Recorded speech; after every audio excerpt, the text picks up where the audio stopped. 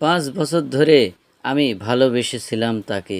হয়তো ভালোবাসাটা নিঃস্বার্থই ছিল, হয়তো ছিল ভুলে ভরা, তবুও ভালোবেসেছিলাম।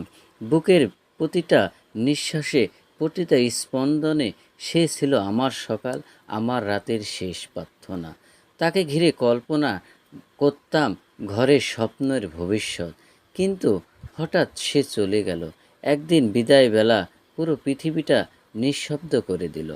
এখন বুকের ভেতরটা শূন্যতা, পাঁজরের ভেতর কেবল শব্দ হয় তার চলে যাওয়ার প্রতিধ্বনি। ঘুম আসে না, চোখের একটা পর একটা রাত জমে। প্রিয়তমার অনুপস্থিতি এখন আমার একমাত্র সঙ্গী। তবুও বেঁচে আছি, কারণ ভাঙা হৃদয়েও একদিন ঠিক হয়ে যায়। তবে ভালোবাসা জায়গাটা কেউ আর পূরণ করতে পারবে না।